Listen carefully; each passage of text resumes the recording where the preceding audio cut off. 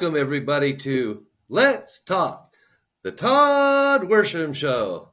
Welcome, everybody. And today's episode is going to be called America the Homeless. I try to stay out of the politics, so forgive me if I, step on some things, but I want to do this in a non-political view, bipartisan. This isn't a left or right thing. This is an actual issue that we have with our country, along with fentanyl and trafficking, human trafficking. I mean, there's a whole bunch of things. So I don't know. I just picked this because um, here in Phoenix, we have a pretty bad homeless problem, and since the border's been wide open, not political, but it wasn't open a few years ago. But as the border opens up, or has been open, homeless people are just pouring in all over the place. And I'm in South Scottsdale. Used to be a really, really nice part of town, and it's kind of not like that too much anymore. It's going downhill. Property values are going down. Homelessness is going up, and I notice that the city every once in a while comes through periodically. I don't know, probably every 3 or 4 months or so, and they come in, they do a sweep, and they get everybody out, and then you can go to your Circle K for a few months, and then it just starts building back up, and then the whole process starts all over again, and they come in and round them up, and I don't know where they take them to. I don't know what they do with them. I don't know. I don't know anything. I just know they vanish, and then they reappear. And I don't know if it's the same people or not. I can't remember. Hell, I can't even remember what I did yesterday, let alone what a person was wearing 3 months ago. So it just started me thinking, why is this happening? Do we have some real solutions? I'm not really sure. I know one thing, that what's happening now isn't working. And the one thing I've noticed throughout my life is the more money that the government throws at something, the more fucked up it seems to get. It seems to get more out of control, doesn't get fixed. And that's not a right or left thing. It's just government in general. I mean, everything they put their fingers on. I would say with the exception of the military, but even that's gone to crap lately. I mean, the only armed force service that can get any recruits is the Marines. So what does that tell you? All the real men are going into the Marines, and the Bud Lighters are going into the Army and Air Force and Navy. But at any rate, so I went ahead and Googled, went on a government website, went on some third-party websites, and checked some stuff out, because I kind of really wanted to know, what some of the numbers were out there, especially private entities versus government entities, and I kind of wanted to know what the numbers were.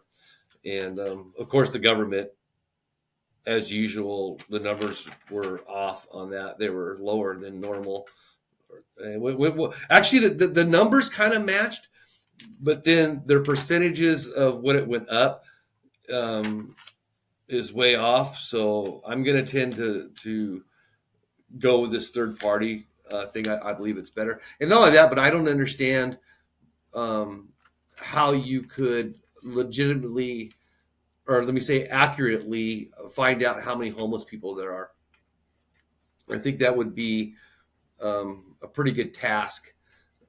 And that seems like it would just be never ending. I mean, I don't understand how you could track people who don't have any attachment anywhere to anything. So it's beyond me. But anyway, these are the numbers they're coming up with. So let's just start off with this. First of all, tens of thousands of people die each year, homeless people, for various reasons, and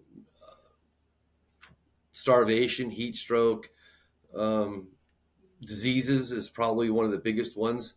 And it's usually something really simple, like a upper respiratory infection, or some type of infection, or some type of something that where an antibiotic could have just easily got rid of it, and they would have been alive. Average death age is almost 30 years younger than a non-homeless person.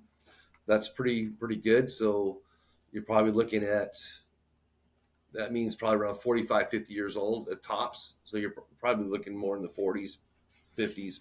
It's horrible.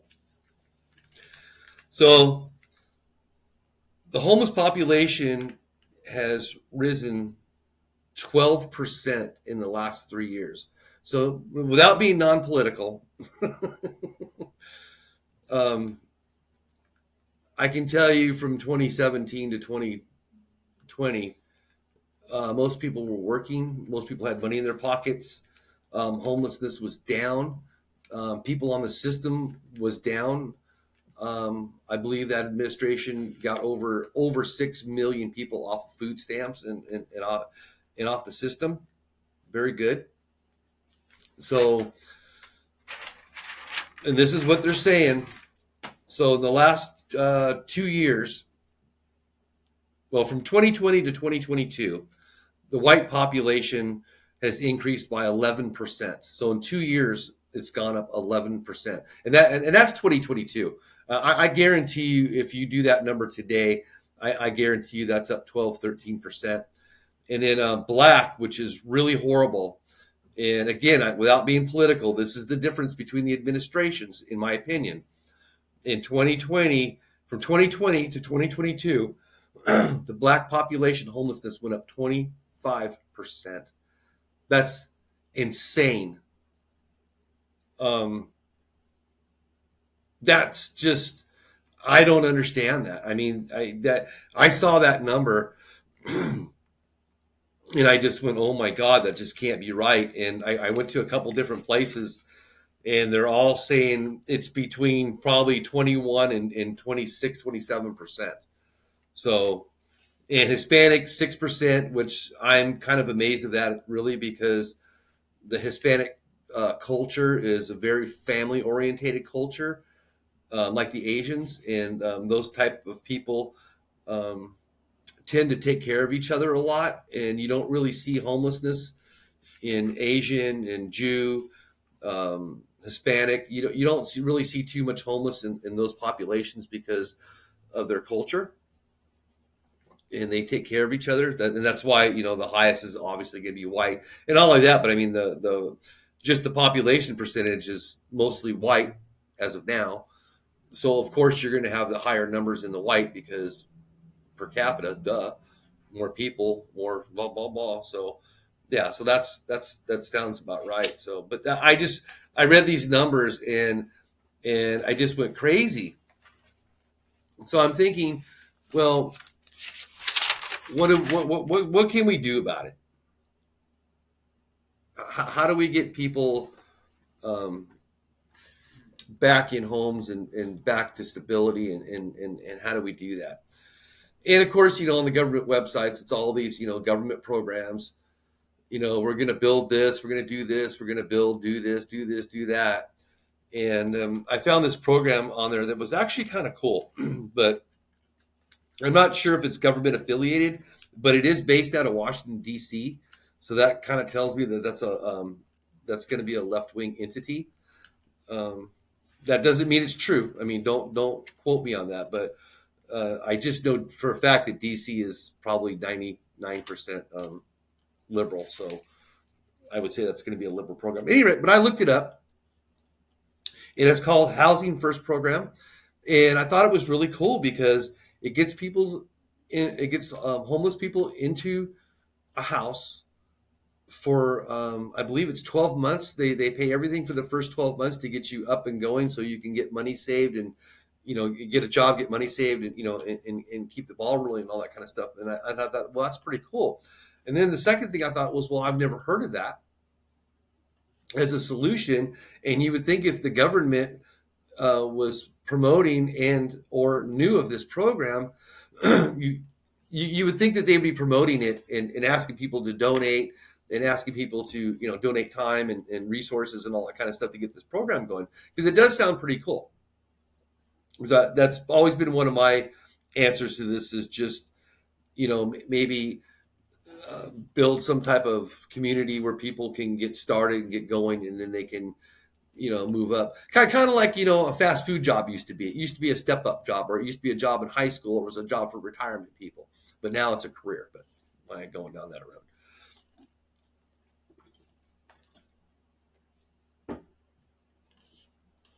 So the Housing First program, everything I read on it seemed pretty good. I was on board with it, but I mean, I don't know all the little fine print, and it was probably about 6 or 7 pages long, and I just skimmed through it. So, but overall, it looked like it was a pretty good program. So I have been in these situations before myself in my life. I have been homeless before, and the one thing I can tell you by my own personal experience is, 99% of the time, by the time the government can react and actually help you, it's already too late. You're already past that point, because I remember during my last back surgery when I lost my job, lost everything. Um, I went to the government because I've collected unemployment maybe once or twice just for a little while, but I've never taken anything from the system, and I've always worked, paid my taxes, and done everything, like a stand-up citizen. So I figured, well, I'll just call and see if I can get some assistance, maybe some food stamps, because I figured I could always go on Uber, even though I was driving a big truck, but whatever, you got to do what you got to do. But yeah, I didn't, because I made too much money the year before that on the last quarter of the last year worked. I made too much money. So because of that, I didn't qualify for any type of assistance except for medical. So I took it, of course, because my back blew up and I had no insurance. I had no nothing. I had no job, no nothing. I rented out all the rooms in my house, and then I started Ubering. But I was denied. And that was because my income from the last quarter of the last year was so high that I didn't qualify for benefits, even though I paid into the system and I've never really taken anything out. And I've always paid my taxes on time, and I've always done, everything right. But yet, and I wasn't asking for handouts. I was just asking, to get through this so I could get back to work. Um, and I was denied,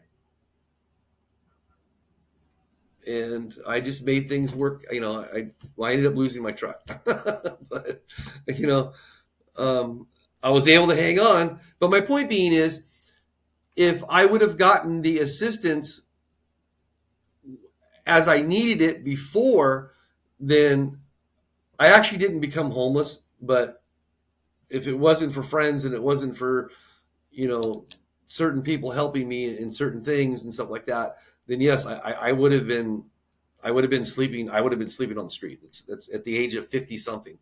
It's crazy, but that happened to me, because you don't realize it. But if something happens to you medically, like my condition, or my example, my back, when I threw my disc out and smashed my sciatic nerve, and I did all kinds of damage back in my lower back. I fell, and yeah, I did all kinds of damage.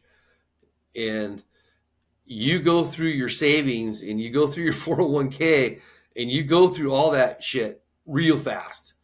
Um, you're paying your normal bills, and you're comfortable, and you're not living, because I don't ever live above my means. Anybody that knows me knows that. I'm a do-it-yourselfer. I'm a repurpose it. I'm I'm a cheap son of a bitch. I have nice things, but I don't like wasting money on things. I'm very functional. If it doesn't function, I don't want it. It goes in the trash. I don't care, and I don't hang on to things. I don't hang. Yeah, I just don't hang on to things. But so if the government would give you help when you needed it, then a lot of this homeless situation wouldn't even happen at all. And then the other thing I was kind of laughing about in that government website I was on, they were bragging about how the homeless population would have been a lot better if they would not had came out with those laws where you couldn't be evicted. So, well, I mean, which is cool. I mean, I'm glad they came up with that. But to me, the whole solution would have been to never lock everybody down. Um, but that's just me. I did the research on the COVID and found that it was not going to be as bad as they were saying it was going to be, and probably catching it was going to be the best thing that you could do for yourself and for your family, was to just get it and get the antibody, because you got a little gland in your brain that remembers all that stuff. So every time you get sick and your body produces an antibody, there's a gland in your brain that keeps the blueprint to that antibody. So anytime that virus or flu or whatever comes back up, then your body already has a blueprint and it already knows what to do, and it produces antibodies. So it's better than any doctor, any hospital, any drug. It's right inside you. I don't get it, but I mean, it doesn't work for everything. I mean, but give me a break. I mean, a lot of things it works for, and I kind of figured that out. But at any rate, so they're bragging about how um, if they wouldn't have gave or came out with that, I don't know if it was executive order or law or whatever it was, for the eviction notices, there would have been a lot more homeless people. But they don't mention the fentanyl that came across the border, and it's completely devastated. The fentanyl in this country has devastated populations. I mean, it's killing our people, and I can tell you for a fact that 90% of the homeless people here in Scottsdale are drug addicts. I have no idea what drug they're doing. I couldn't tell you. I don't know if they're doing fentanyl. I don't know if they're doing meth, crack. I have no idea. Don't have a clue. But all I know is when you see them, they're just walking around, waving their arms all around and screaming and yelling, and they're talking to the air and they're yelling at the pole, and they're just you can tell that they're not mentally sound, and that they have mental issues, and more than likely it's probably from the drugs and the heat and lack of minerals and vitamins and proteins, and there's a whole bunch of elements that go along with that. So, but government's not coming up with any solutions. So I thought about this, and I thought, so what is the real way to fix all this? How do we fix homelessness? And I'm not saying this is the answer, but I'll just throw this out there for right now. My opinion is to build the economy. I believe that if you have a nice, strong, healthy economy, there's enough work for pretty much everybody. And I know this for a fact because I've donated to homeless people. I've actually gone down to the parks and gave people money, like on Christmas or Thanksgiving or something like that. I've actually got into my truck, drove down to the park, and handed out money. I rolled it all up and gave it out. And I can tell you for a fact that there is a percentage of people who choose to be homeless, who don't want to be in the rat race. They don't want to pay bills. They don't want a house. They don't want to participate in anything.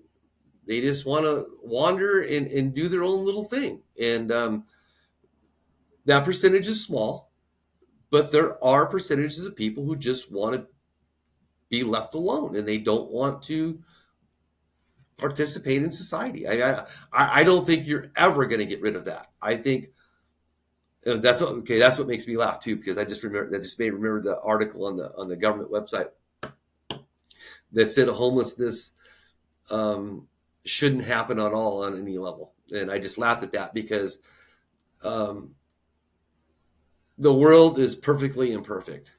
I don't know how else to put it. There's no way that you can actually do that 100%. It's unfeasible. But anyway, the government's boasting that's what they're going to do, and of course, they want money. They money. Just give me money. Doesn't fix things. But anyway, so building the economy, getting housing prices down, making it so younger generations can get into homes, have children, and live off of one income, in my opinion, is the answer. And I'm not misogynist. I'm not saying, well, the little old lady has to stay home and take care of the kids. I'm not saying that.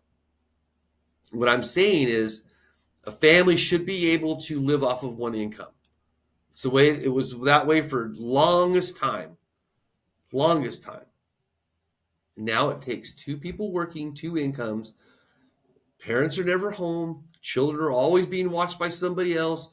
They're always being influenced by something else, whether it's the phone, the TV, teachers, um, whomever, but it's not you. It's not who it's supposed to be.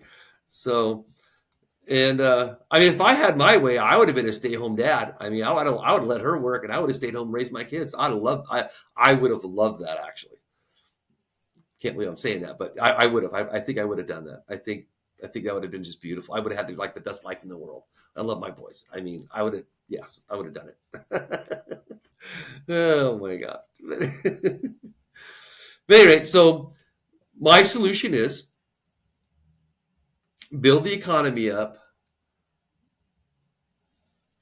Somehow I don't know how because I'm not an economist or anything like that. I'm not a PhD in finance or economy, but I would somehow try to figure out how to level level out the difference between one's income and the cost of living and balance that out better so that people, families can stay more together and grow together and learn together. And I honestly, in my heart of hearts, do believe that that will get rid of most of the homelessness. It'll get rid of the drug addiction. Um,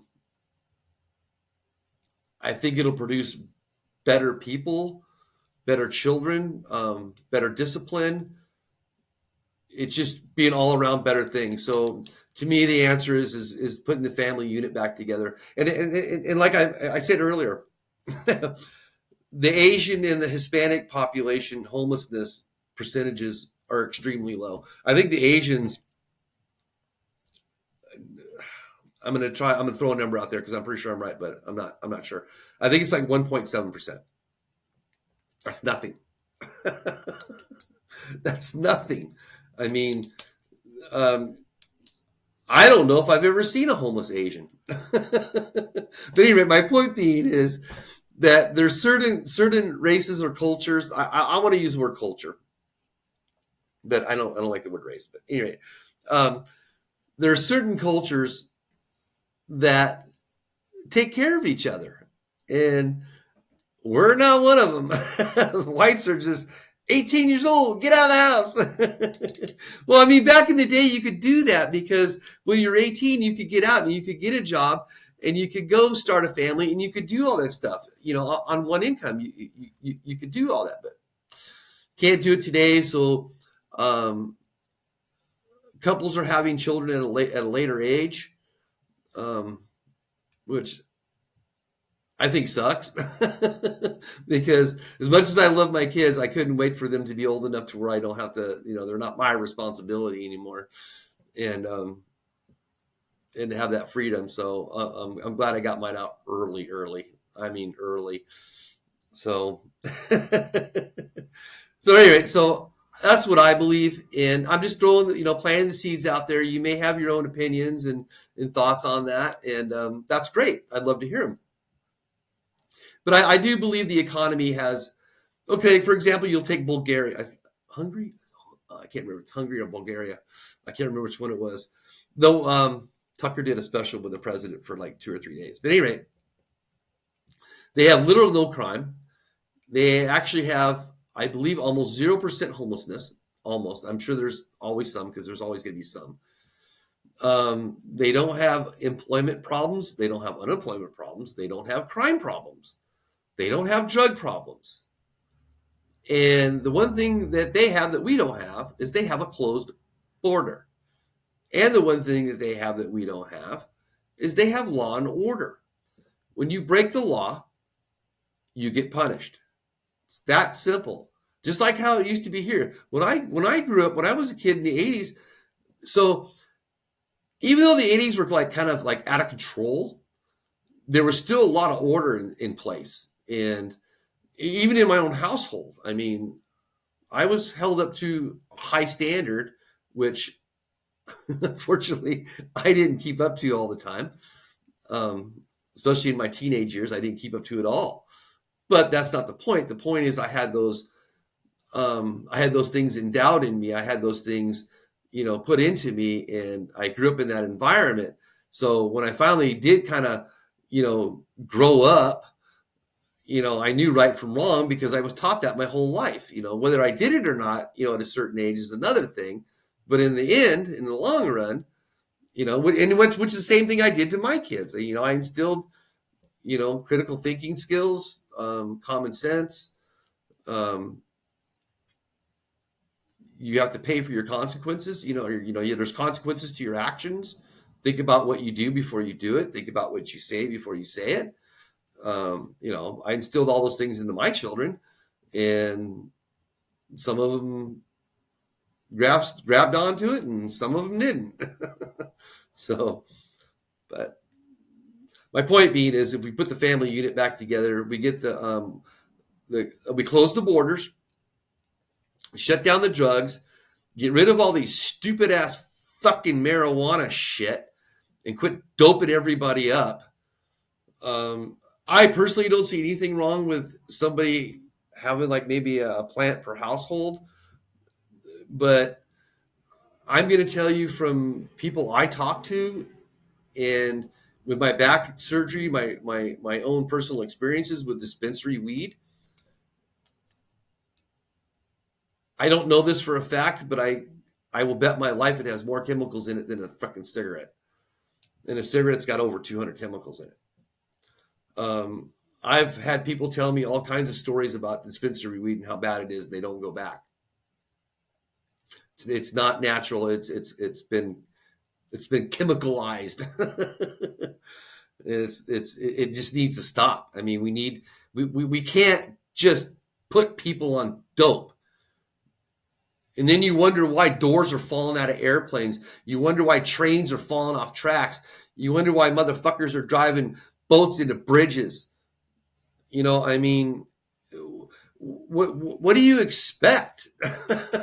I mean, I see all this stuff going on, in our country and around the world, and then people act like they're appalled. They're like, "Oh my god, ah," and was it Buttigieg? Oh yeah, well we have 1,000 train crashes a year. Really? 1,000? He said this on TV. I mean, I didn't go look it up and research. I didn't fact check him, but that can't be true. That would be like 3 train wrecks a day. And I can't even fathom that. That doesn't even make any sense. I mean, the train transport industry wouldn't even let that happen. I mean, Jesus Christ, if you were trying to move product across the country, and you're putting your product on with a company that's crashing 3 times a day, well, not each company, but I mean, there's the possibility of it. No, no, and he just said, oh my, it still makes me laugh because he just says it like, oh yeah, well, there's 1,000 train wrecks a year. What do you want me to do about this one? That was Palestine in Ohio, Palestine. I don't remember how you pronounce it, but funny. Oh my god! But at any rate, so let's clean up our society, and things will just naturally just get better. I mean, and how do we do that with the people that we have? That's the thing that really gets me, because I mean, every day morning I go to work, there's an encampment like right down the street from my house. And every morning I see them, I think to myself, fuck, man, what can I do? What can we do? I mean, how do we get these people sober? Where do we put them? What do we do with them? I mean, how can we? Because I mean, this has a lot of human rights issues. I mean, you can't just grab people off the street and hospitalize them and do things to them. I don't know. I think that would break a bunch of constitutional law, and I think it would probably break a few human rights things. But I mean, sometimes do you just have to hurt people to help people? Um, I want to say, if I was a drug addict, well, I was back in the 80s. I was on the train.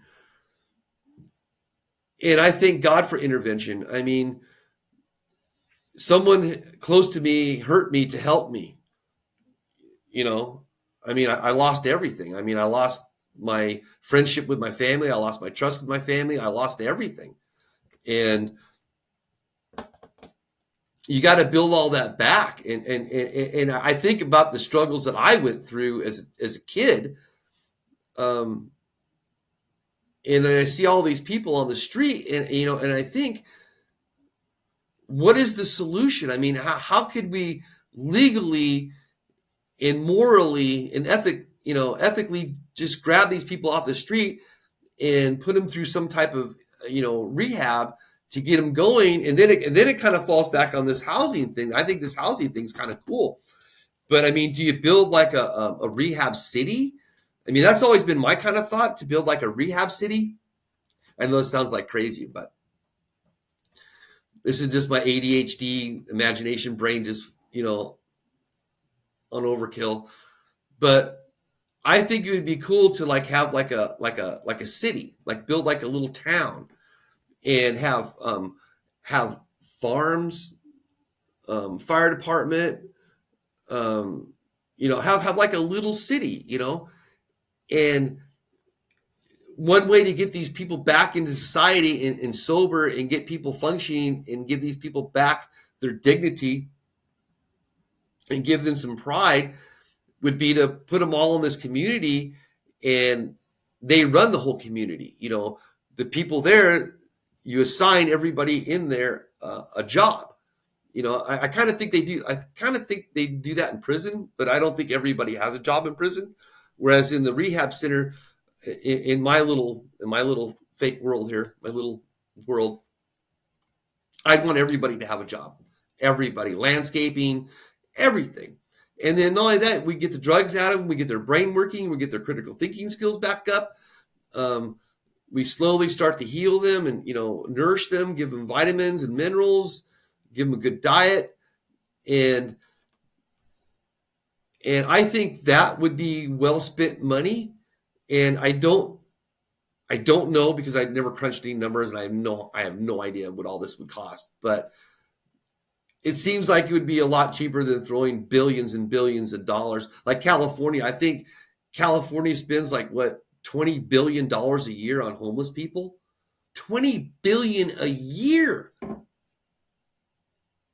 Hell, just give me 1 billion and I bet I could rehab probably 90% of the people in Phoenix. If I had this little city and I put everybody to work and got everybody feeling good and being productive and having self-worth and there's a lot of things we could do to these people, because I don't know, it just irritates me that we all just step over the bodies.